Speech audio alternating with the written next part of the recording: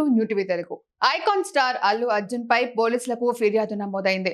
All India students federation ఈ ఫిర్యాదును దాఖలు చేసింది.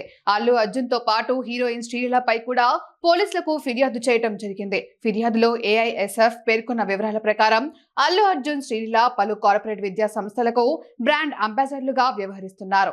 వారు ఆయా కళాశాల యొక్క విద్యా పరిమాణాలను సరిగ్గా తెలుసుకోకుండా తప్పుడు ప్రకటనలు చేస్తున్నారని ఏఐఎస్ఎఫ్ ఆరోపించింది. అల్లు అర్జున్ ప్రస్తుతం బెయిల్ మీద బయటున్నారనే విషయం తెలిసిందే. సంధ్య థియేటర్ ఘటనపై ఈ కేసులో అల్లు అర్జున్ ఒకరోజు జైలులో కూడా ఉండాల్సి వచ్చింది. ఈ కేసులో అల్లు అర్జున్ బెయిల్ మీద ఉన్నారు. అయితే అల్లు అర్జున్, శ్రీలీల పలు కార్పొరేట్ విద్యా సంస్థలకు బ్రాండ్ అంబాసిడర్లుగా వ్యవహరిస్తున్నారు అని, లక్షలాది మంది విద్యార్థులు, వారి తల్లిదండ్రులు నష్టపోతున్నారని ఫిర్యాదులో పేర్కొన్నారు.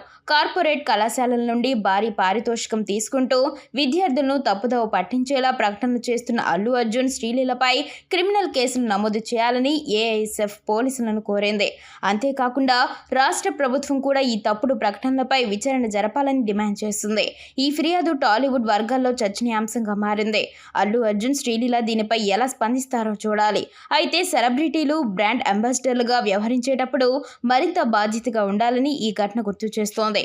వారు ప్రోత్సహించే ఉత్పత్తులు, వాటి సంస్థలు గురించి పూర్తి వివరాలు తెలుసుకోవడం చాలా ముఖ్యమని నిపుణులు హెచ్చరిస్తున్నారు.